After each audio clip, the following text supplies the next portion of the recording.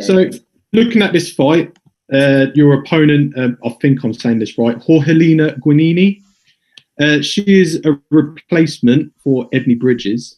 Do you believe that this could potentially be a tougher fight for you? I think so, yeah. I think so. She's a lot more experienced. She's already got a world title. She's had 12 fights or something like that. You know, she is very experienced. But yeah, you know what? It hasn't even fazed me about the opponent. After Gav told me, and I was like, oh, for God's sake, about the pullout. It was like 5 minutes later, yeah, we've got a replacement. Okay, let's crack on the training then. Like, it hasn't fazed me really. What when you found out you were going to be fighting Ebony Bridges, what were your thoughts knowing you were going to be fighting for a world title against an opponent who is relatively quite young in her professional career? It shocked me because I didn't ever put me and Ebony fighting together, to be honest with you. But I don't know. It's the power of social media, isn't it? She's got a strong following on social media, and so that's how originally she would have got the fight. Really, it's through the power of social media and people constantly tweeting Eddie saying get her over here. So yeah. Last time out, of course, you had that scrap with Shannon Courtenay. It ended up being quite a tough fight, which I thought you deservedly won. Do you think that's the perfect preparations going into this world title fight? I think so. Yeah. It's a good fight, and obviously she's a small opponent, and this opponent is also small, so that's great. It was good to get an eight rounder in after being out of the ring since November. So yeah, it's good preparation really, and I was pleased with my fitness, and I think it gave us a lot to build on and a lot to learn from. So yeah. Also on the card on Saturday night, you have Katarina Fanders, who is a former opponent of yourself. Of course, you both got to do the business this weekend, but do you see a potential rematch between you two? Too heavy for me. It's too heavy. You know what? It was just one of them at the time. This was probably like 2 years ago, and it was, you know, we were struggling for fights. We were like, yeah, let's do it, let's take it. No, it's too heavy for me, to be honest with you. Nice one. Thank you, Rachel. No worries, thank you. Thanks, Shane. If you pass over to Jonathan next. Hey, Rachel. John here from Pro Boxing Fans. How you doing? Hello, okay. Yeah, good, thanks.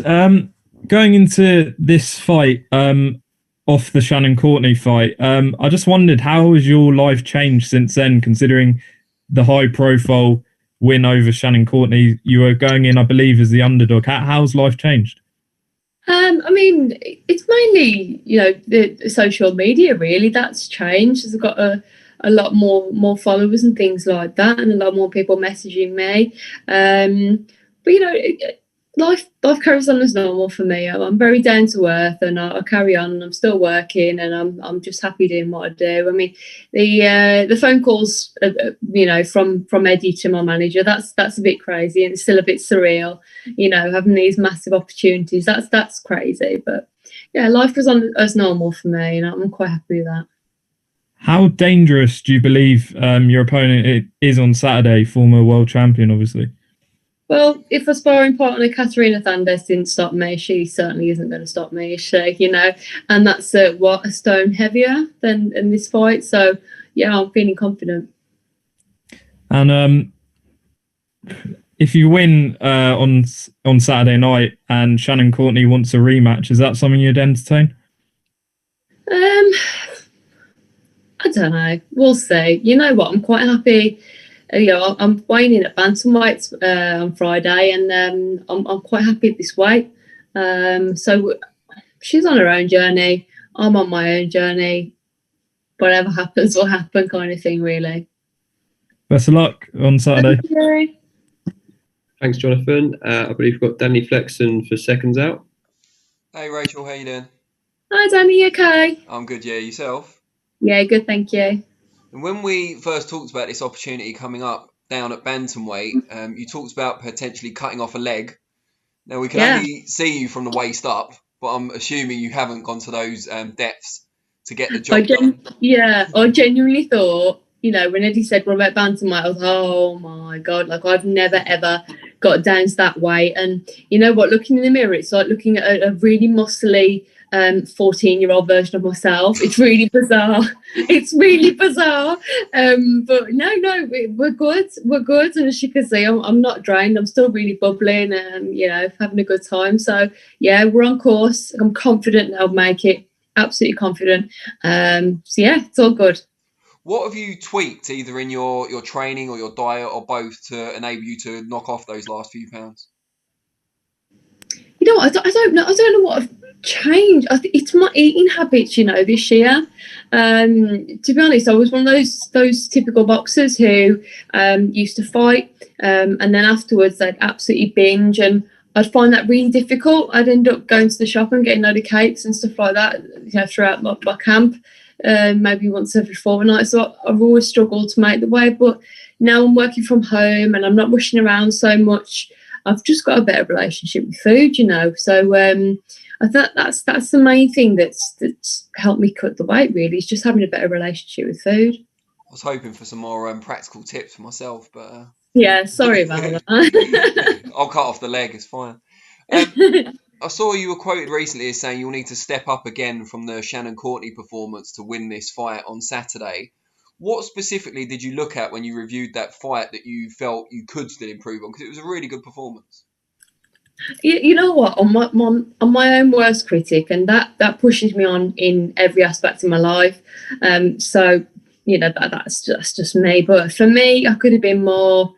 I made it hard work for myself, to be honest with you, and I could have used my assets a lot better. I could have used my movement a lot better. And move my heads and things like that. So and mix it up between the body and head. So yeah, there's a lot to work on from that, and I'm hoping that will be reflected in this weekend's performance.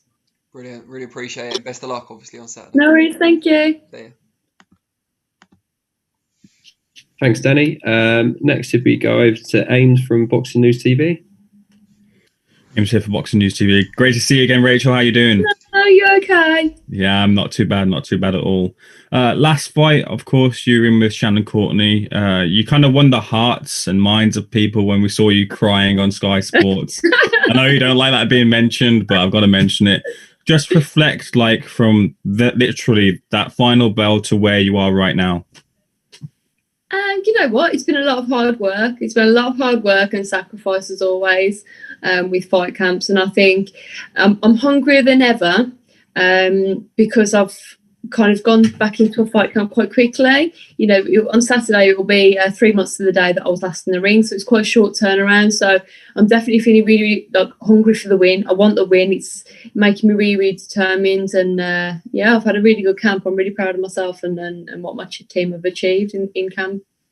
Yeah, as Danny was saying, you've gone from feather to bantam. Just elaborate again how you found that weight change here. You know what? It's been all right.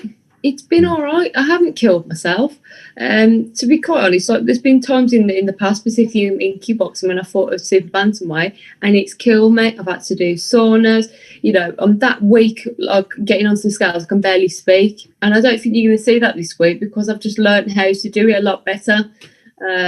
So I'm confident that I'll be able to do it. And I think, well, you know, if I can make these weights, why not do it again in the future? You know, as long as I give a good account to myself and everything goes well, yeah, I can't see why I can't fight these weights again, to be honest with you. And I think that's where I'll be looking to do. Last time round, a lot of people were backing you. A lot of bets were placed on you for the upset, as it were, coming into the fight. What about this time around? What have you seen in terms of people backing you? Maybe they've been doubting you a little bit. What have you seen?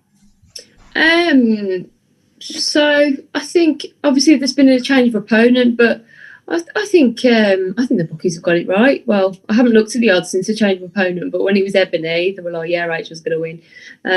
I think people are backing me. I think people think I'll do it. You know, I think people have actually seen, oh God, she's that tall and she's that strong. You know, and it's made people realise. You know, and I haven't been stopped at heavier weights, so why would I, you know, get stopped at lighter weights, you know? Yeah, obviously you mentioned Ebony and others have mentioned Ebony. That was the original opponent there. It probably would have been just a tad bigger platform if you'd fought Ebony Bridges. Do you want that fight later on down the line? And I know you're kind of upset, obviously, that Ebony had to pull out because of an injury. Oh, you know what? It is what it is. It's boxing, isn't it? And I've injured my shoulder before, and it's just mortifying. You just can't do it. You know what? We'll see. We'll see. But I think Gav, my coach, mentioned that Eddie's got a show in Australia coming up next year. I'd happily go over, have a little holiday, keep the spiders away from me. But we'll see. Yeah, I'm up for it anyway. But I think hopefully by then, all being well on Saturday, I'll be 7-1, and she'll be 4-0. I think that's quite a big difference in experience, to be honest. Yeah, people can hear my accent. I think people can hear your accent. You stand to you stand to become a Midlands world champion from Midlands. What does that mean for you? It means a lot. It means a lot for BCB, who manage me. I'll be their first world champion, so it means a lot. And everyone wants me to bring it home to the Black Country, and that's exactly what I intend to do on Saturday. And forget about the Midlands for a moment. This is obviously your dream. Talk to me about the original dream that you had when you first kind of put on the gloves, and now this moment, I suppose. I've always aspired to be a world champion. And I think probably in the midst of my pro boxing career, I've got a bit disheartened, with the availability of fights and not being able to. I've tried to have a title fight back at home, and I've just haven't been able to get a sponsorship to do it. And it's crazy. I've stuck it through, and here I am. It's absolutely crazy. Anything can happen in this whirlwind of boxing. Yeah, you're on the cusp of winning a title. In the bubble that you've got with you coming into this fight is Terry and Katie, who have done that. Will you speak to them for advice on these next few days? I think I'll just just speak to them in general. Really, we're all very different, so each one of us going into a fight has a different game plan because of different opponents and different mindset and different personalities. So I think I'll just I know myself well enough to look after myself in fight week. But it'll be nice. Certainly, will be really, really good to meet them and catch up with them this week if we get a chance. And do you expect this fight coming in with Guanini to be like the fight that you fought against Kathapulu? Oh, I hope so. I hope so. Oh, let the blood splatter everywhere. That'd be great. We'll see. I hope so. You know what? Keep running onto my straight punches because it looks great on my Instagram when everyone's covered in blood. So, yeah, crack on. And final question for you here. If you do win that title, do you expect to be crying again on Sky Sports? You know what? I've even thought about putting a film on where a dog dies this week, so I deliberately cry to try and get it out of me. Oh, God knows. I didn't even anticipate doing that last time. It took me by surprise. Never mind the whole, everyone watching. So I hope not. But we'll see.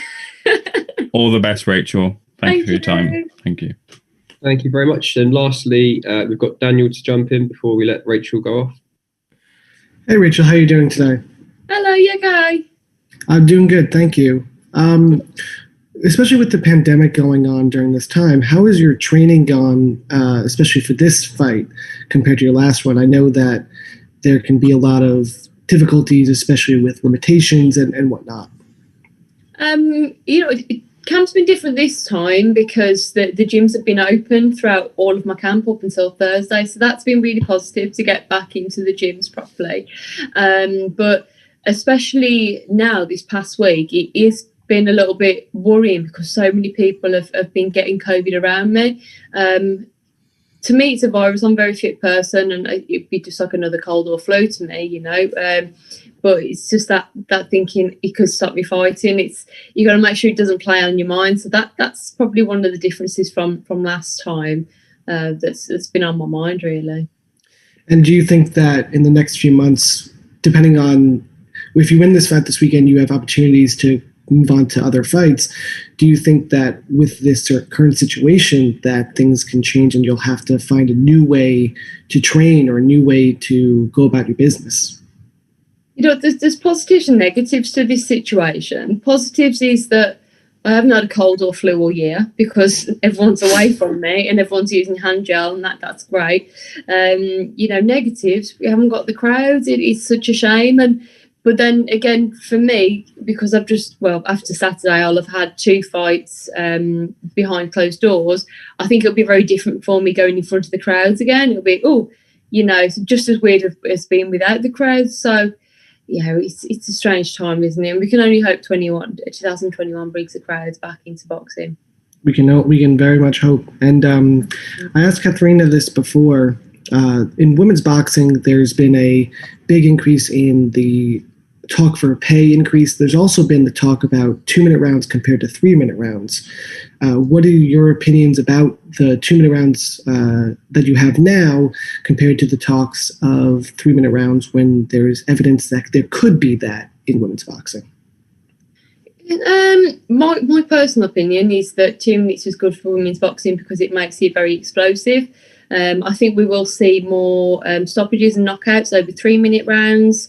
There are, of course, biological differences between men and women. And even as somebody who supports women in sports, I can't deny that is science. There are biological differences. So how you see men over 3 minutes, I don't think you'll see the potential of women in the 3-minute round compared to the men, because we have less hemoglobin, less muscle, etc. So there's the biological factors to consider as well. So, but one of the things that I will say about the whole 2-minute, 3-minute rounds is the fact that the boxing board kind of make these decisions and the promoters and stuff like that. And I just want the women to be, us, to be consulted about what we want. That's what I want. As long as the majority are happy, I'll go along with the consensus. But I just hope these decisions aren't made without people being consulted, to be quite honest with you. That's definitely an important factor. And one final question for me. This fight card is very historic, especially with the recent Sky Sports being available to more viewers announcement just recently. In the U.S., women's boxing is getting slowly and surely getting a bigger eye on it, especially with women like you and Katie Taylor and Terry Harper involved. Do you have any advice or anything to say for young women who are interested in watching you, whether on the Sky Sports or who are going to be watching in the US? I'd say just get into sport, do what you love to do, be happy, and work hard, because the rewards do come. After the hard work and everything, the rewards do come, and you will get those opportunities. It's a lot of hard graft getting there. Thank you and good luck. Thank you very much.